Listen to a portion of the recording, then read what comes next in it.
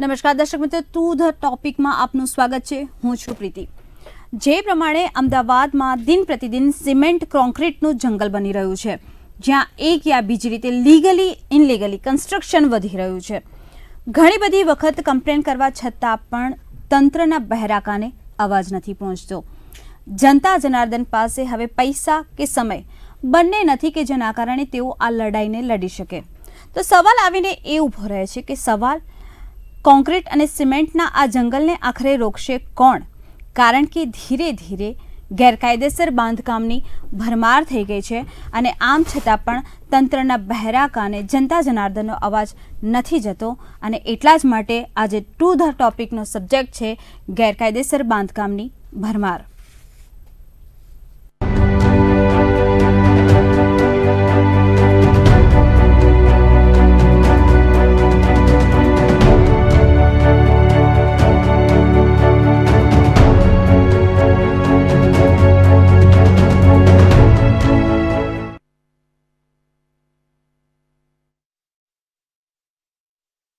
વધી તો ગયા છે ગેરકાયદેસર બાંધકામ, પરંતુ સવાલ આવીને એ ઊભો રહે છે કે શા માટે તેને અટકાવવામાં નથી આવતા, શા માટે તેની કમ્પ્લેન કરવામાં નથી આવતી, અને સૌથી મોટો યક્ષ પ્રશ્ન કે શા માટે અને કોની રહેમરાહ હેઠળ આ ઇનલીગલ કન્સ્ટ્રક્શન થઈ રહ્યું છે.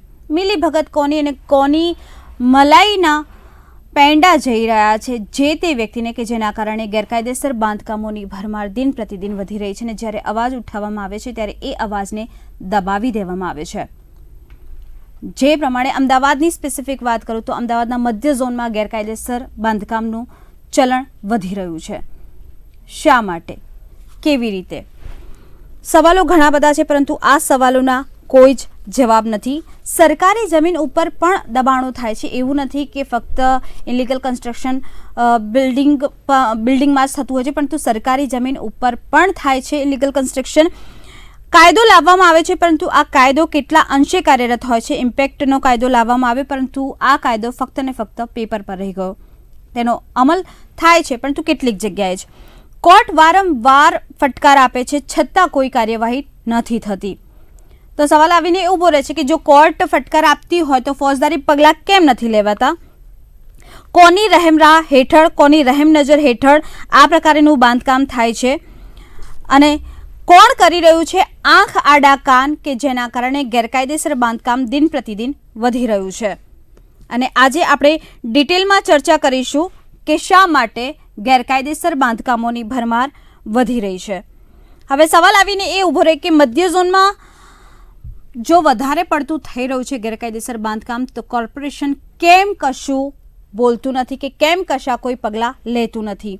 ફોજદારી પગલાં નથી લેવાતા, એસ્ટેટ વિભાગ ચૂપ છે, ટીડીઓનું જે ડિપાર્ટમેન્ટ છે તે ચૂપ છે, ને સ્થાનિકો તરફથી આક્ષેપ કરવામાં આવે છે કે એસ્ટેટ અને ટીડીઓ ખાતાની મિલીભગત થઈ છે. આ બુલેટિન ઇન્ડિયા નહીં, પરંતુ ત્યાં રહેનારું જનતા જનાર્દન આ આક્ષેપ કરી રહ્યું છે. તો બીજી તરફ હેરિટેજ જે છે તેના માટેની સ્પેશિયલ મંજૂરી લેવામાં આવે છે. ખાડિયાની હું વાત કરી રહી છું કે શ્રેષ્ઠ ખાડિયા અભિયાન અંતર્ગત ચોંકાવનારા આક્ષેપો મ્યુનિસિપલ કમિશનરને આવેદનપત્ર આપીને રજૂઆત પણ કરવામાં આવી હતી કે ગેરકાયદેસર બાંધકામો દિન પ્રતિદિન વધી રહ્યા છે, પરંતુ પરિણામ શૂન્ય મળ્યું. ધીરે ધીરે આ ઇનલીગલ કન્સ્ટ્રક્શનનો વેપાર વધી રહ્યો છે, અને છતાં પણ મ્યુનિસિપલ અધિકારીઓ, નેતાઓ, બિલ્ડરો આ બધાની અકળાવનારું મૌન લોકોને હેરાન કરી રહ્યું છે કે શા માટે મ્યુનિસિપલ અધિકારીઓ, નેતાઓ અને બિલ્ડરો ચૂપ છે. શું તેઓની કોઈ સાંઠગાંઠ છે? આ સવાલ જનતા જનાર્દન પૂછી રહી છે કે જ્યારે ત્રણેય એવા વ્યક્તિ કે જે ડિસિઝન લઈ શકે છે, જેના નિર્ણયની અસર અમદાવાદ પર થઈ શકે છે, ગુજરાત પર થઈ શકે છે, પરંતુ આમ છતાં પણ તે લોકોનું મૌન લોકોને અકળાવી રહ્યું છે. સવાલ એ ઊભા થઈ રહ્યા છે કે શું આ ત્રણ વચ્ચે સાંઠગાંઠ થઈ છે? શું એસ્ટેટ અને ટીડીઓ વિભાગને મિલીભગત છે? જો નથી તો શા માટે ઇનલીગલ કન્સ્ટ્રક્શન પર કોઈ જ જાતના પગલાં લેવામાં નથી આવતા? જ્યારે રાજકીય વિશ્લેષકો, વરિષ્ઠ પત્રકારો ઇનલીગલ કન્સ્ટ્રક્શન સામે વિરોધ પ્રદર્શિત કરે છે, ત્યારે પણ સરકાર આંખ આડા કાન કરી રહી છે. ઇમ્પેક્ટ કાયદો કેટલો કાર્યરત છે? કારણ કે કોર્ટ વારંવાર આ મુદ્દે ફરિયાદ લઈને ફટકાર કરે છે, છતાં પણ કોઈ કાર્યવાહી નથી થતી, ફોજદારી પગલાં નથી લેવાતા. તો બેફામ ગેરકાયદેસર બાંધકામના કોની રહેમ નજર હેઠળ થઈ રહ્યું છે? ઘણા બધા સવાલો આપના તરફથી પૂછવામાં આવે છે કે ગેરકાયદેસર બાંધકામ કોની રહેમ નજર હેઠળ થઈ રહે છે. ટુ ધ ટોપિક એવો પ્રોગ્રામ કે જેમાં આપના સળગતા સવાલોનો જવાબ જે તે અધિકારી પાસેથી માંગવામાં આવશે. પૂછવામાં આવશે કે ગેરકાયદેસર બાંધકામોની જ્યારે ભરમાર થઈ રહી છે ત્યારે શા માટે ચૂપકીદી સેવાઈ રહી છે? શા માટે અકળાવનારું મૌન જનતા જનાર્દનને હેરાન કરી રહ્યું છે, પરેશાન કરી રહ્યું છે? ગેરકાયદેસર બાંધકામોની ભરમાર એટલે કે સિમેન્ટ અને કોન્ક્રીટના આ જંગલમાં ક્યાંક ને ક્યાંક લીગલ ઇનલીગલની વચ્ચે જનતા જનાર્દન પીસાઈ રહી છે. એક તરફ કોરોનાની માર અને એક તરફ ગેરકાયદેસર બાંધકામોની ભરમાર, બંને તરફથી માર જનતાને પડે છે અને ત્યારે જનતા ચૂપકીદી સેવી લે છે, કારણ કે જનતા પાસે હવે સમય અને પૈસા બંને નથી રહ્યા કે તે આ લાંબી લડાઈ લડી શકે. અને આજે આપણે આ જ મુદ્દે બધા આસ્પેક્ટમાં ડીપમાં ચર્ચા વિચારણા કરીશું. આપણી સાથે બીજેપી, કોંગ્રેસ, આમ આદમી પાર્ટી બધા જ નેતા જોડાશે, આપના સવાલોના જવાબ આપશે કે આખરે શા માટે ગેરકાયદેસર બાંધકામની ભરમાર થઈ હોવા છતાં પણ બધા જ ચૂપ છે? કોની મિલીભગત છે, કોના આશીર્વાદ છે ને કોની રહેમ નજર છે, એ બધા જ ઉપરથી આજે પડદો હટી જશે. મ્યુનિસિપલ અધિકારીઓ, નેતાઓ અને બિલ્ડરોની મોટી સાઠગાંઠની વાત જે પ્રમાણે જનતા જનાર્દન કરી રહી છે કે સરકારી જમીન પર પણ દબાણો થયા છે, કાયદો છે પરંતુ કાયદાનો કાર્યરત કેટલી, કાયદો અસરકારક કેટલો, ઇમ્પેક્ટનો કાયદો લાવ્યા પરંતુ ઇમ્પેક્ટનો કાયદો કેટલો કાર્યરત, ફોજદારી પગલાં કેમ નથી લેવાતા? આ બધા જ સવાલો પૂછી રહ્યા છે જનતા જનાર્દન બુલેટિન ઇન્ડિયાના મારફતથી. તો જે પ્રમાણે અમદાવાદમાં ગેરકાયદેસર બાંધકામનો ભરમાર વધી ગઈ છે, સરકારી જમીન ઉપર પણ બાંધકામ ગેરકાયદેસર રીતે થઈ રહ્યું છે, તો હવે કોઈનો ભય, કોઈનો ડર નથી રહ્યો તે દેખાઈ આવે છે કે જે પ્રમાણે ભૂમાફિયા બેફામ બન્યા છે, જે પ્રમાણે જમીન એક્વાયર કરવામાં આવે છે, જે પ્રમાણે એક્વાયર કરેલી જમીન પર બાંધકામ કરવામાં આવે છે, તે બતાવી આપે છે કે ભૂમાફિયા જે પ્રમાણે બેફામ થયા છે. કોઈકના આશીર્વાદ એવા તો છે કે જેના કારણે આ ભૂમાફિયા ગેરકાયદેસર બાંધકામ કરે છે ને છતાં પણ તેમની ઉપર કોઈ પણ જાતના પગલાં લેવામાં નથી આવતા. જનતા કેટલી વખત રજૂઆત કરીને થાકીને આખરે મૌન સેવી લે છે. અને ફક્ત અમદાવાદ જ નહીં પરંતુ સમગ્ર ગુજરાતની વાત કરવામાં આવે તો સમગ્ર ગુજરાતમાં ગેરકાયદેસર બાંધકામોની ભરમાર થઈ ગઈ છે. સરકારી જમીન ઉપર દબાણ જે પ્રમાણે થઈ રહ્યા છે, ઇમ્પેક્ટ કાયદો કેટલો કાર્યરત છે તેની ઉપર પણ સવાલો ઊભા થઈ રહ્યા છે. કોર્ટની વારંવાર ફટકાર છતાં પણ કોઈ કાર્યવાહી કેમ નથી થતી? આ જનતા જનાર્દન પૂછી રહી છે કે અમદાવાદમાં ગેરકાયદેસર બાંધકામની ભરમાર થઈ ગઈ છે. તંત્રની ચૂપકીદી જનતા જનાર્દનને સોયની જેમ ચૂભી રહી છે, પરંતુ આમ છતાં પણ સરકાર, બિલ્ડરો અને મ્યુનિસિપલ અધિકારીઓ પોતાનું અકળાવનારું મૌન તોડતા નથી.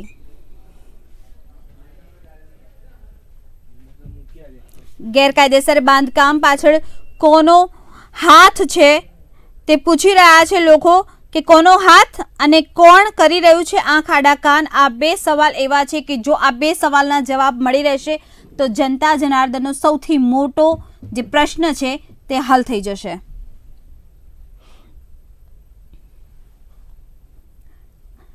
પેપર પર કાયદા તો બનાવવામાં આવે છે, બ્લ્યુપ્રિન્ટ બનાવવામાં આવે છે, પરંતુ આ બ્લ્યુપ્રિન્ટની જ્યારે ધરાતલ પર અસરની વાત આવે છે ત્યારે અસર નહિવત હોય છે, અસર નિષ્ક્રિય હોય છે.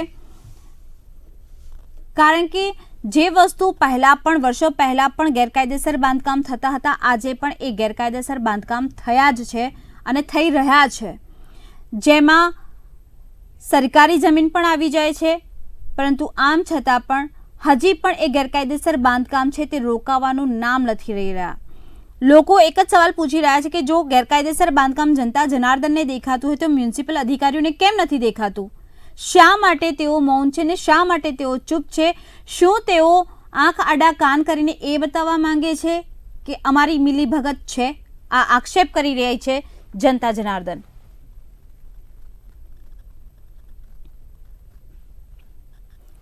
અમદાવાદમાં અને ગુજરાતમાં ગેરકાયદેસર બાંધકામ ઇલીગલ કન્સ્ટ્રક્શન દિન પ્રતિદિન વધી રહ્યું છે. સિમેન્ટ અને કોન્ક્રીટના આ જંગલમાં ક્યાંક ને ક્યાંક મિલીભગતની ખુશ્બુ આવી રહી છે કે મિલીભગત થઈ છે, તો બીજી તરફ મોટી સાંઠગાંઠની બૂ પણ આવી રહી છે કે મ્યુનિસિપલ અધિકારીઓ, નેતાઓ અને બિલ્ડરોની મોટી સાંઠગાંઠ પણ થઈ હોવાના આક્ષેપો જે પ્રમાણે થઈ રહ્યા છે તે બયાન કરી રહ્યા છે.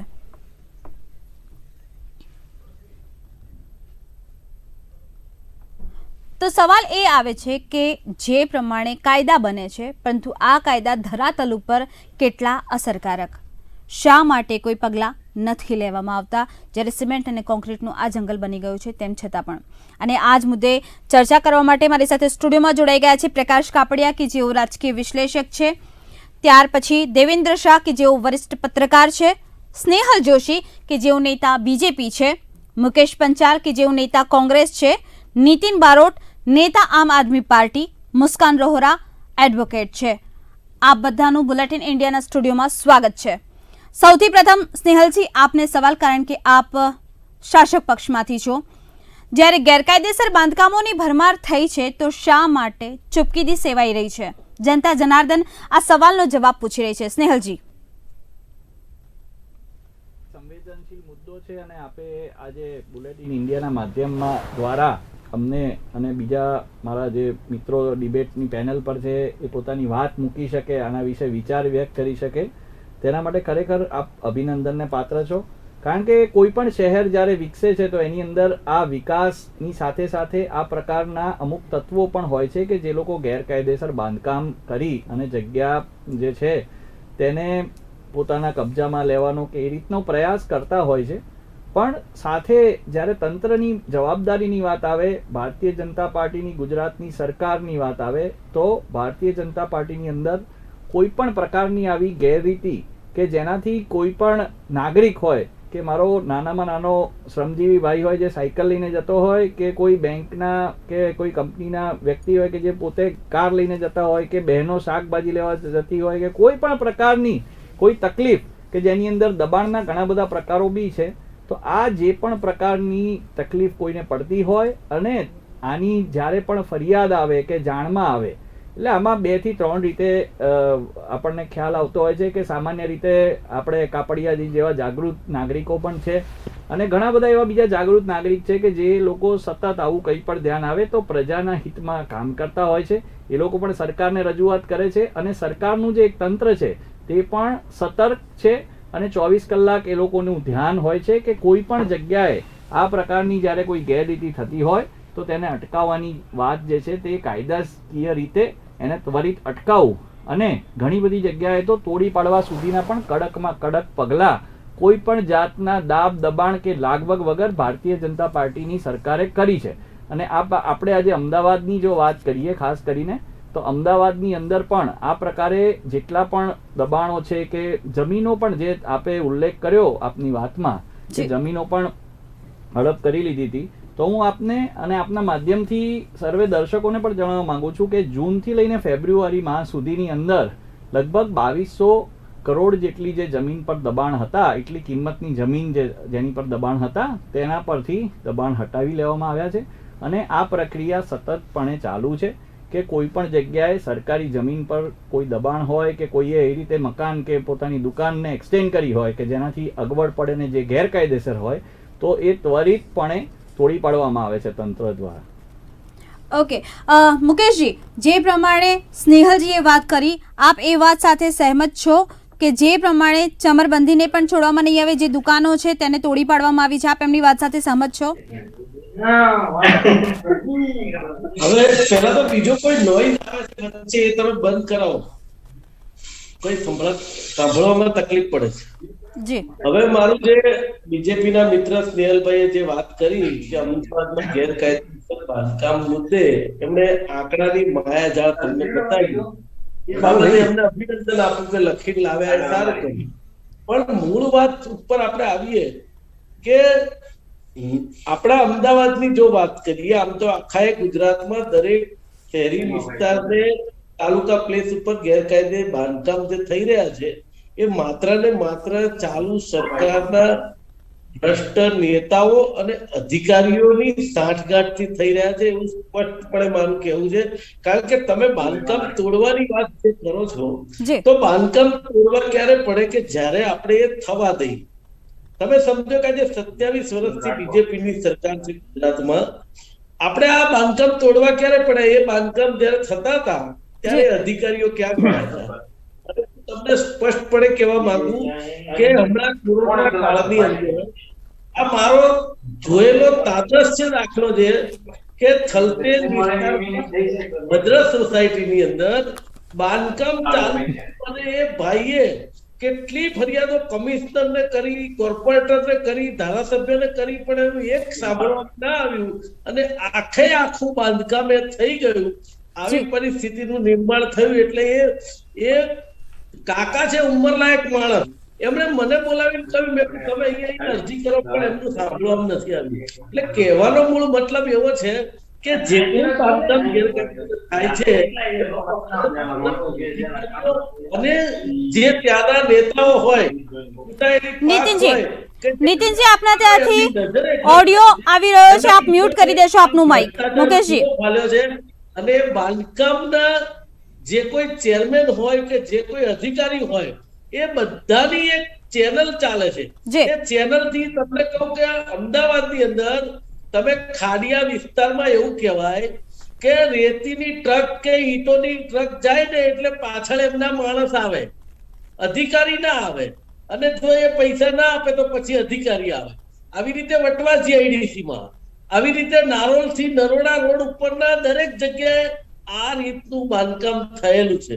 અને તમે વિચાર કરો કે આજે નારોલ થી નરોડા જે વિસ્તાર છે ને બેન, એ 10 રૂપિયાના સ્ટેમ્પ ઉપર છે. કોઈ જાતના દસ્તાવેજ ત્યાં હવે કદાચ થતા હશે છેલ્લા નવા જે પ્લેટોની સ્કીમ છે એમાં, પણ એ લોકો ના દસ્તાવેજ નથી. તો એ લોકોનું ભવિષ્ય શું? કરોડો રૂપિયાના મકાનો છે. ઓકે, નીતિનજી આપની પાસે આવવા માંગુ છું. નીતિનજી આપની પાસે આવવા માંગુ છું, આપ જણાવશો.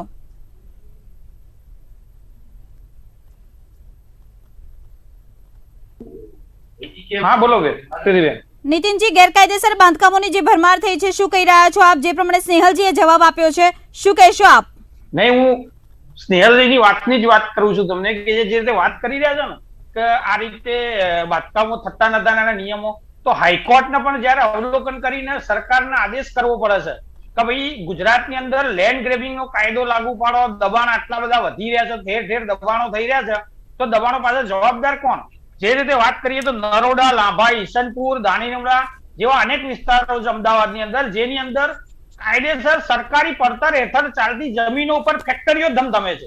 અને આરટીઆઈ ની અંદર આપણે માંગીએ છીએ તો હું તમને ઉદાહરણ સાથે આપું. ઈસનપુર ની અંદર સર્વે મોજે ઈસનપુર સર્વે નંબર 317, 18, 19, 20, 21 આ પાંચે આરટીઆઈ ઉપર પ્રૂફ સાથે છે કે એ જગ્યાએ સરકારી પડતર હેઠળ ચાલે છે, મતલબ શ્રી સરકાર થયેલી જગ્યા છે, એની ઉપર ફેક્ટરી ધમધમે છે. એની ઉપર ત્યાંના તલાટીએ સોગંદનામું કર્યું હતું કે આ જગ્યા સરકારી પડતર હેઠળ છે, અને એક મામલો મામલતદાર સુધી પહોંચ્યો. પણ આજની તારીખે નોટિસ આપેલી છે કે ભાઈ તમારી ફેક્ટરી તમારા ખર્ચે તોડી નાખો, નહીં તો આગળ કાયદેસરની કાર્યવાહી કરવામાં આવશે. આ 3 વર્ષ થયા આજની તારીખે પણ ફેક્ટરી ધમધમે છે. અને એ ફેક્ટરીના માલિકને એવું કેવું છે કે તમે ખાલી આરટીઆઈ કરી રહેવા દો છો, અહીંયા અમારી પાસેથી આવીને મ્યુનિસિપલ કોર્પોરેટર છે, પછી મ્યુનિસિપલ કમિશનર છે, તમામ આવીને પૈસા લઈ જાય છે, કશું નહીં થાય, મામલતદાર પૈસા લઈ જાય છે. આ છે મુખ્ય દબાણ. સ્નેહલજી સીધો આક્ષેપ શાસક પક્ષ ઉપર છે. સ્નેહલજી સીધો આક્ષેપ, નીતિનજી સીધો આક્ષેપ સ્નેહલજી આપની સરકાર ઉપર છે.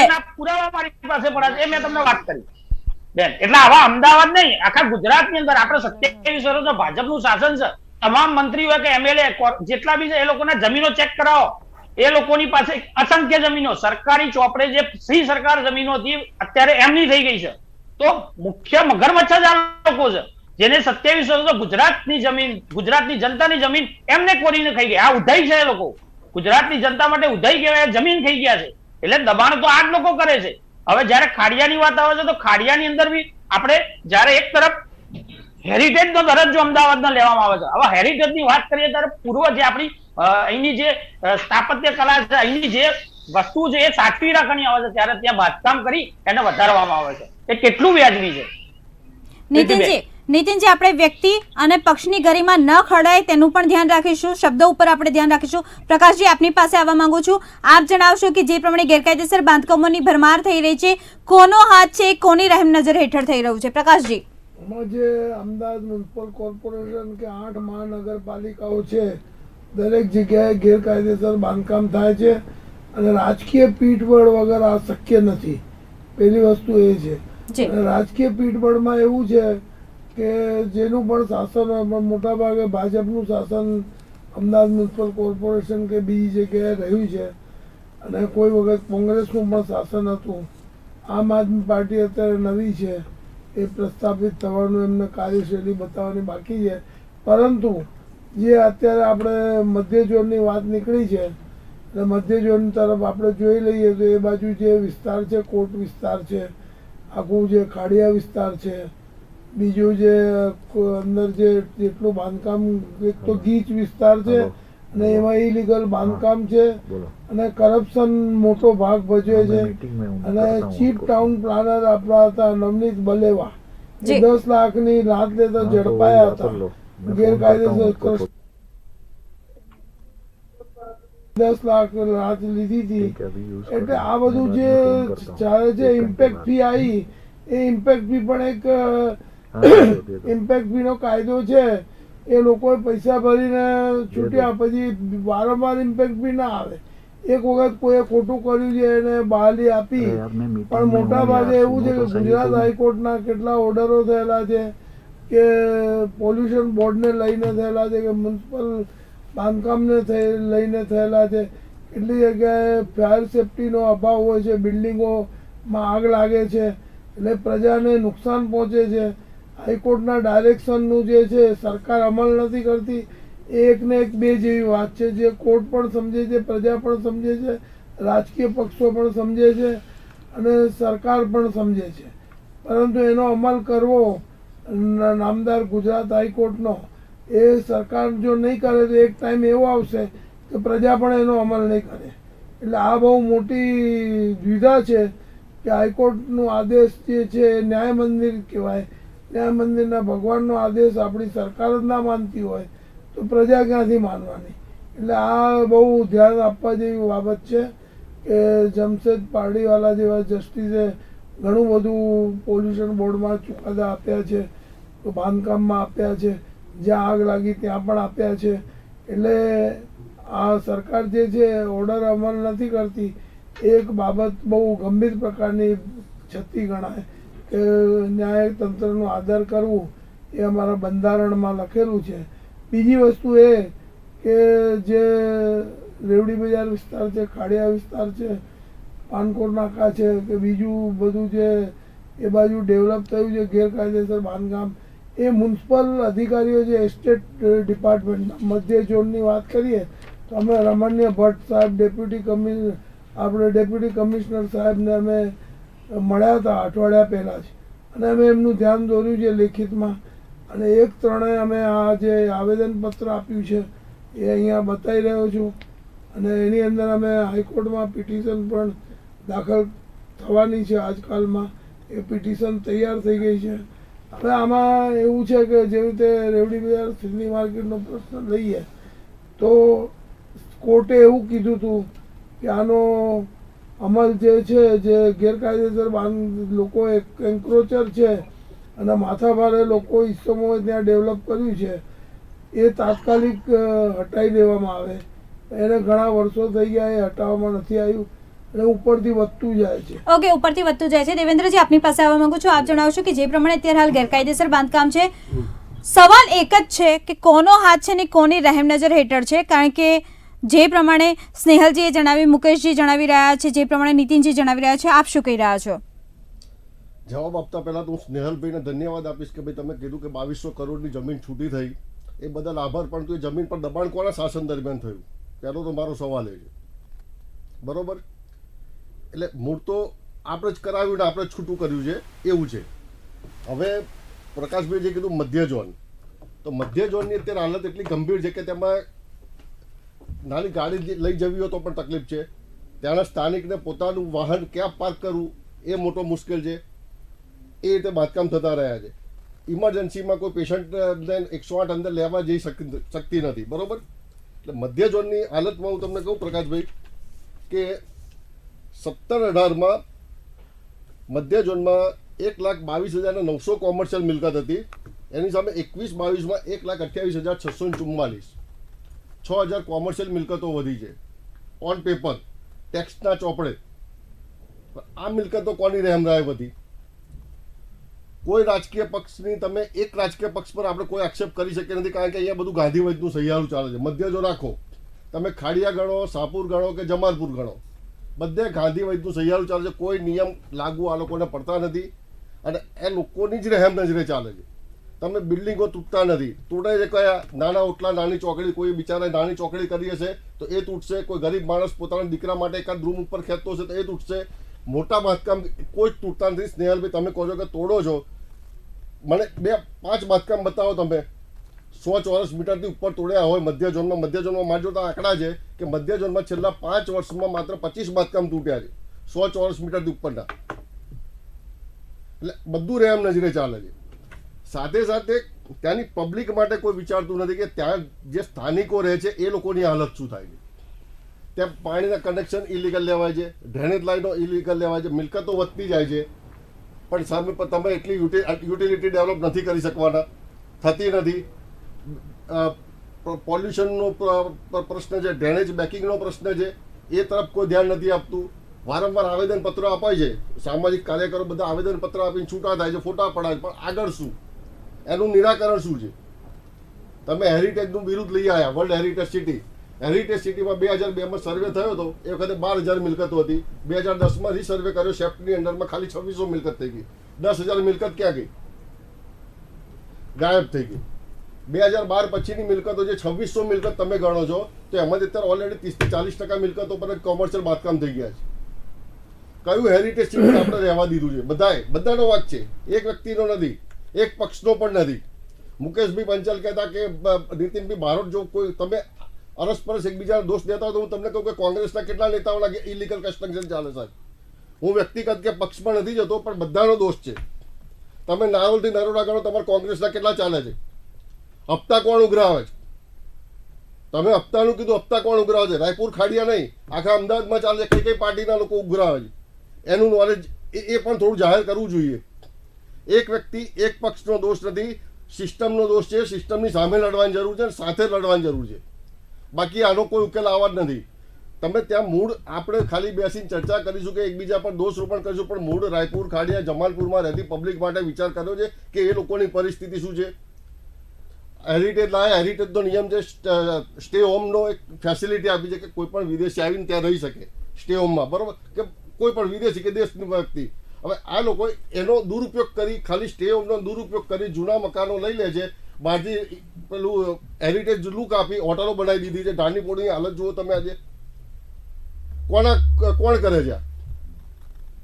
છેલ્લે જ્યારે હાઈકોર્ટ ફિટકાર લગાવે છે ત્યારે બધા દોડતા થાય છે, સિવાય બાકી આવેદનપત્રો નથી કામ કરતા કે નથી તમારી આરટીઆઈ. પણ દેવેન્દ્રજી, કોર્ટ પણ વારંવાર ફટકાર આપે છે, છતાં પણ કોઈ કાર્યવાહી નથી થતી. કોર્ટ ફટકાર આપે છે એટલે જ આ લોકો દોડે છે. હમણાં છેલ્લા 2 મહિનામાં 3,500 મિલકતો આ રેકોર્ડ માં જોડે 3,500 મિલકતો સીલ કરી છે.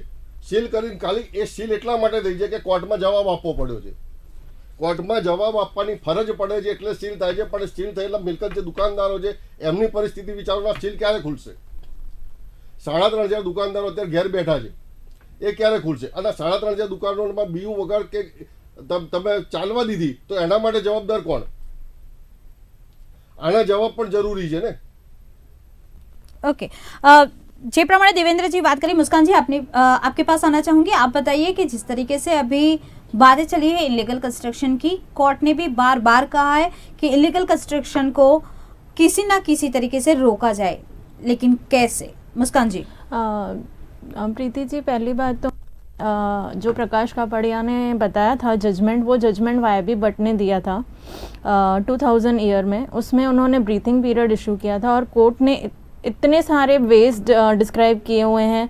हम इंजंक्शन सूट के थ्रू अप्लाई कर सकते हैं, बट एक्शन इम्प्लीमेंट गवर्नमेंट को करना है ना।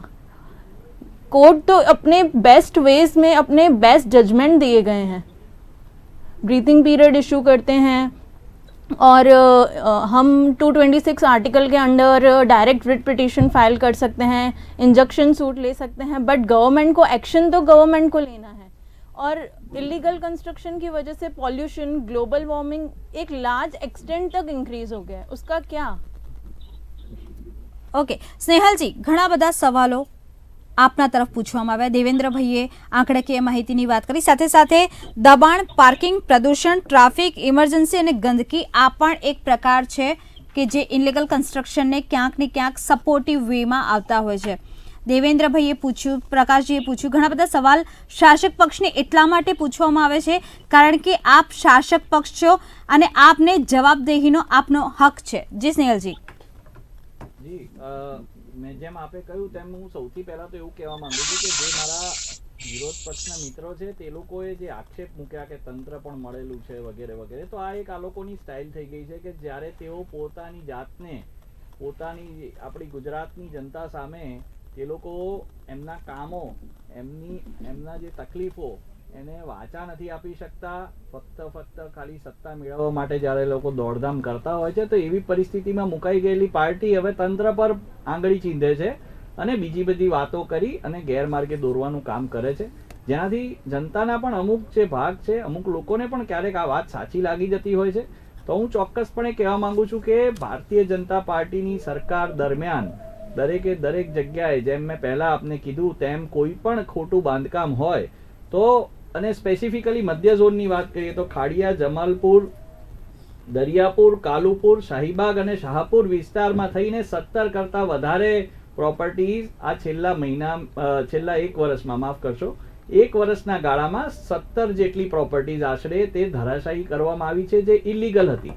એટલે બીજી એક વાત છે ને, જે આપણા વિશ્લેષકજી છે પ્રકાશજી, ખૂબ જ સિનિયર વ્યક્તિ છે, ખૂબ જ જાગૃત વ્યક્તિ છે, તો એમને પણ હું કહેવા માંગીશ કે એમની જે જાગૃતતા છે અને ખૂબ સારી છે, અને જે પણ આદરણીય કોર્ટ કે ન્યાયપાલિકાના જે પણ હુકમ હોય છે તેના પ્રમાણે સરકારની અંદર જે તે અધિકારી છે તે ત્વરિત કાર્યવાહી, જે તંત્રના અધિકારીઓને જે આદરણીય કોર્ટ દ્વારા સૂચના આપવામાં આવે છે તેમાં ત્વરિત કાર્યવાહી થાય તે લોકો પણ કરે છે, અને સરકારના ચૂંટાયેલા પ્રતિનિધિઓ પણ એના માટે એટલા જ કટિબદ્ધ છે। કોઈની પણ વાત સાંભળ્યા વગર જ્યારે જનતાના પ્રશ્નોની વાત આવે ત્યારે ભારતીય જનતા પાર્ટીનો કોઈ પણ ચૂંટાયેલો પ્રતિનિધિ આવા કોઈ પણ ખોટા કામમાં ક્યારેય પણ ડાયરેક્ટલી અથવા ઇનડાયરેક્ટલી કોઈ પણ રીતે સપોર્ટ કરતો નથી અને આગામી દિવસોમાં કરશે પણ નહીં। અને આવા કોઈ પણ ખોટા આક્ષેપ તો પ્રીતિજી થવાના છે, પણ હું તમને સાથે કહું છું કે આ મેં જે તમને કીધું તો આ બધા મકાનો ધરાશાયી થયા છે। સાથે જે પત્રકાર મિત્ર છે એમને વાત કરી કે ભાઈ કમર્શિયલ પ્રોપર્ટીઝમાં કન્વર્ટ થઈ છે, તો ઘણી બધી પ્રોપર્ટીઝ પહેલા કમર્શિયલ પ્રોપર્ટી માટે એલિજિબલ હોય જગ્યા, પણ કદાચ ત્યાં રેસિડેન્શિયલ યુઝ થતો હોય, એટલે યુઝ ઓફ પ્રોપર્ટી અને અર્બન એરિયાની અંદર યુઝ ઓફ પ્રોપર્ટીનો તો આ એક પોતાના માલિકની અંગત વિષય છે કે મારા ઘરમાં હું રહું છું ત્યાં એ કમર્શિયલ પણ થઈ શકે, પણ હું અત્યારે એને રેસિડેન્સ તરીકે વાપરું છું। એટલે મારું એવું કહેવું છે કે તથ્યો જે છે તે અલગ છે અને જમીની હકીકત અલગ છે, અને એને આવા બધા આંકડાના માધ્યમથી ખોટી રીતે અહીંયા પ્રસ્થાપિત કરવાની જે વાત છે તેના વિશે આપણે સૌએ વિચારવાની જરૂર છે, કારણ કે આ ગુજરાતની ને અમદાવાદની જનતાને લાગતો પ્રશ્ન છે।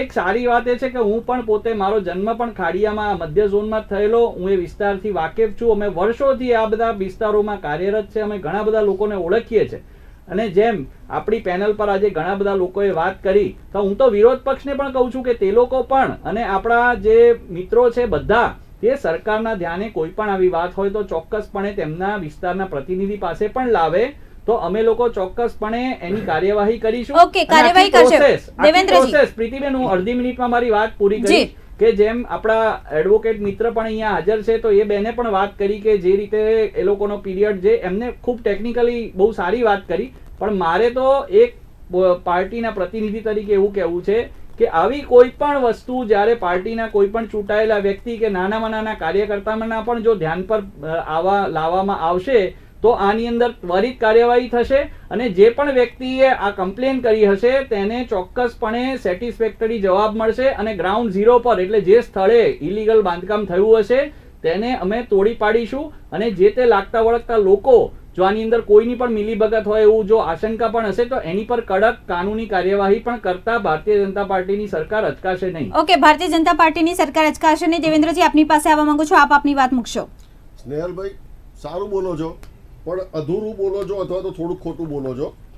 સોરી, પહેલી વસ્તુ તમે કીધું કે 1 વર્ષમાં 17 બાંધકામ તૂટ્યા, ધરાશયી થયા.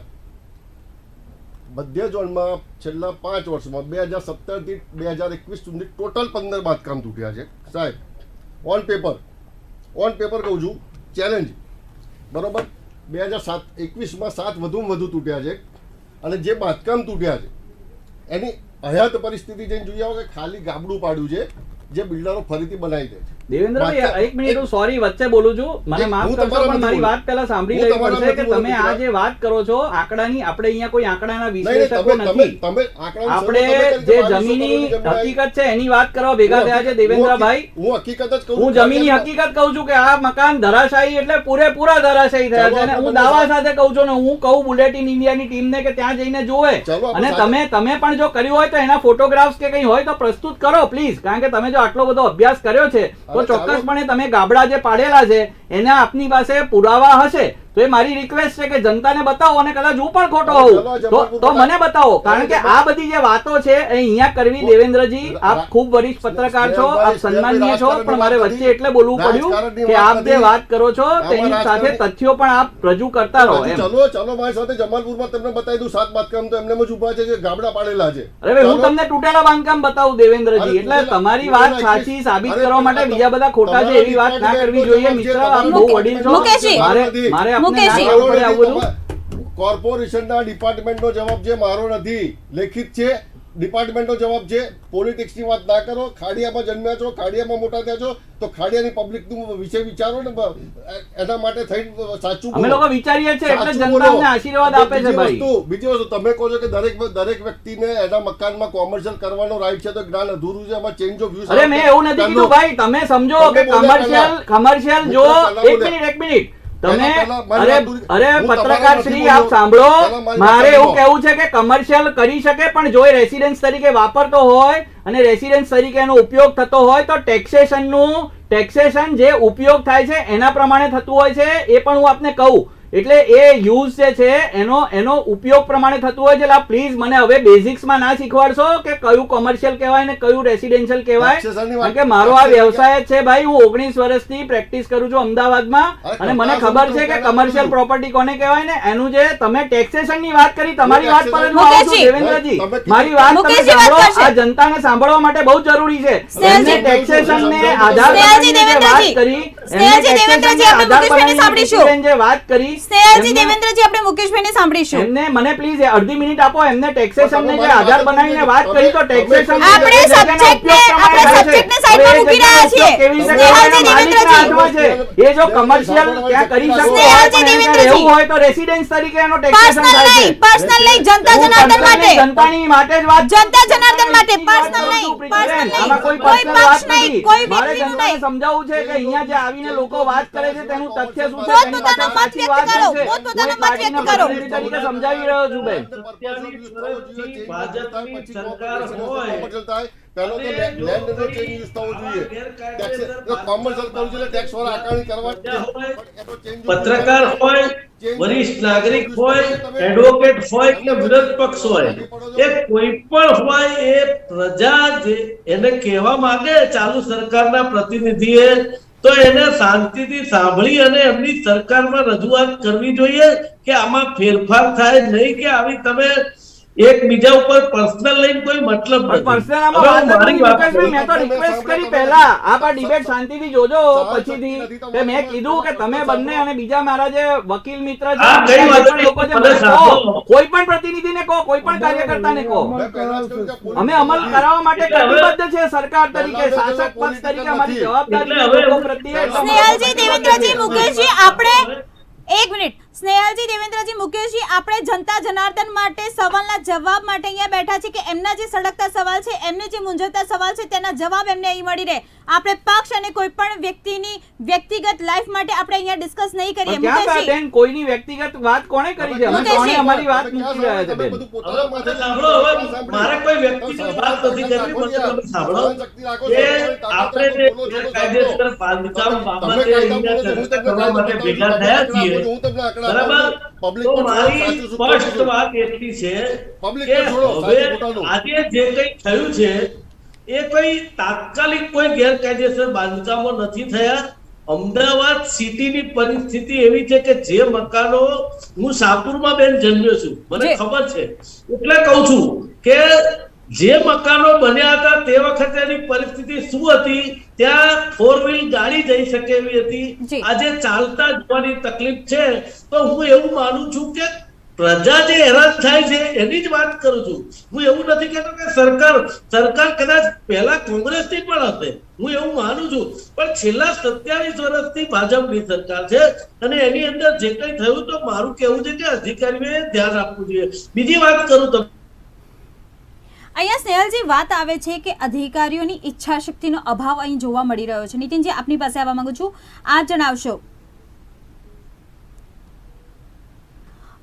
સ્નેહલજી, અહીંયા અધિકારીઓની ઈચ્છા શક્તિના અભાવની વાત થાય છે. જે પ્રમાણે દેવેન્દ્રભાઈએ કીધું કે કોઈ પક્ષ ઉપર નથી, પરંતુ વાત છે અહીંયા કે અધિકારીઓની ઈચ્છા શક્તિ નથી. બેન, પ્રકાશ, આની અંદર એક સ્પષ્ટ વાત કરું, મારા કરતા વરિષ્ઠ લોકો, અનુભવી લોકો આ પેનલ પર બેઠા છે, તો મારે એટલું જ કહેવું છે કે અધિકારી પાસે એ લિબર્ટી કે એવી સ્પેસ નથી હોતી. સરકારી કર્મચારી જે છે તેને એક ચોક્કસ નિયમ, સરકારના એક ચોક્કસ નિયમ અનુસાર એને કામ કરવું પડે છે.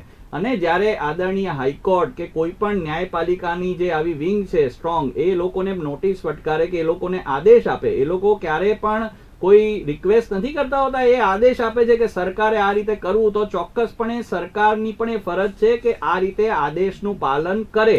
હવે કોઈક જગ્યાએ ક્યાંય એવી જો ત્રુટિ લાગતી હોય કે કોઈ અધિકારી જો પોતાની જે ફરજ છે તેમાંથી ચૂકી રહ્યા છે, તેમાં વિલંબ કરી રહ્યા છે, કે તેમાં આંખ આડા કાન કરી રહ્યા છે, કે તેનું પ્રોપર પેપર વર્ક નથી કરી રહ્યા, કે પ્રોપર વ્યક્તિઓને જવાબ નથી આપી રહ્યા, તો સરકારના પ્રતિનિધિઓ તેમની સાથે વાટાઘાટો કરી અને જે પણ એનો જે વિસ્તાર જે છે એના જે પ્રતિનિધિ છે પાર્ટીના ચૂંટાયેલા, તો એ લોકો કરે છે. અને હું એમ કહું છું કે અમારી પાર્ટી સિવાય પણ આ બે મિત્રો બેઠા છે, કદાચ આમ આદમી પાર્ટી રિલેટિવલી નવી છે ગુજરાત માટે, પણ કોંગ્રેસના ઘણા બધા પ્રતિનિધિઓ આજે અમદાવાદની અંદર પણ છે. તો એમના પ્રતિનિધિઓનો રોલ શું છે એની એમને ક્યારે વાત કરી નથી પ્રીતિબેન. એમના પ્રતિનિધિઓએ ક્યારે શું કર્યું એમને ક્યારે વાત નથી કરી. એ લોકો ફક્ત ને ફક્ત ભારતીય જનતા પાર્ટીને કોઈ પણ પ્રકારે ઘેરવાનો નિષ્ફળ પ્રયાસ સદંતર કરતા રહે છે. અને હવે એ લોકો પોલીસ તંત્ર પર, ગઈકાલે એમના પ્રવક્તાઓ પોલીસ તંત્ર પર પ્રશ્નાર્થ ઉઠાવતા હતા, આજે એ લોકો હવે આ કમિશનરશ્રીને એ બધા પર પ્રશ્ન ચિહ્નો ઉઠાવે છે. એટલે ક્યારે એમના તરફથી કોઈ અરજી, એમના જનપ્રતિનિધિ, આ મધ્ય વિસ્તારમાં પણ એમના જનપ્રતિનિધિ છે, તો એમને કહો કે એમના જનપ્રતિનિધિને ફોન કરીને પૂછે ને વાત કરે કે એ લોકોએ કેટલી અરજી આપી, કેટલા લોકોના કામ કર્યા અને કેટલા વ્યક્તિઓને મદદ કરી. જ્યારે ભારતીય જનતા પાર્ટીના કોઈ પણ વ્યક્તિને મળી હોય તો અમે લોકો ત્વરિત તમને ઓન રેકોર્ડ બતાવી શકીએ કે અમારા કોઈ પણ કાર્યકર્તાને જ્યારે આવી કોઈ જાણ થાય છે તો એ તરત જ એની કાર્યવાહી થાય છે, એની ચિંતા કરે છે. અને કોઈ પણ અધિકારી જે ના સાંભળતો હોય તેને ત્વરિત સજા મળે એના માટે પણ સરકાર કટિબદ્ધ છે. એટલે પ્રતિનિધિ, જનપ્રતિનિધિ અને સરકારી કર્મચારી બંને પ્રજાની સેવા માટે બેઠેલા છે અને પ્રજાના કામો જ અમે કરીએ છીએ અને પ્રજાના કામો જ અમે કરતા રહેવાના છે. પણ જ્યારે આવા કોઈ રાજકીય આક્ષેપ ખોટા લાગે ત્યારે અમને પીડા થાય છે.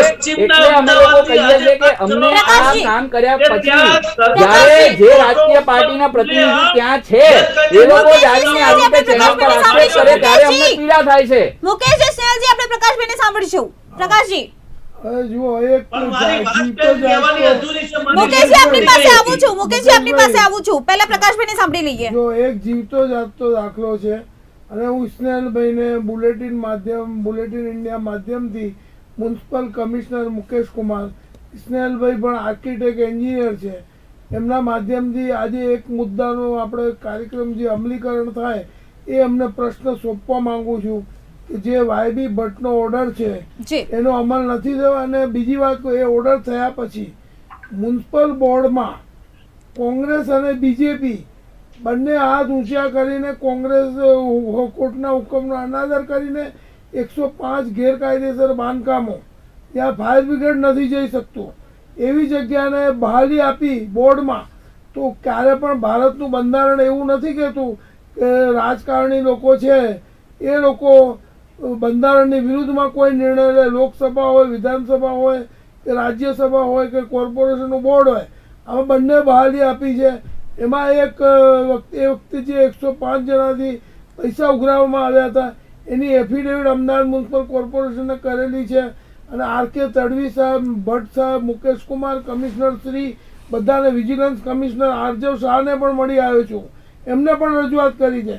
વિજિલન્સ ખાતું કોર્પોરેશનનું ઊંઘતું ઝડપાયું છે, કાગળની કાર્યવાહી થાય છે, અમલ થતું નથી.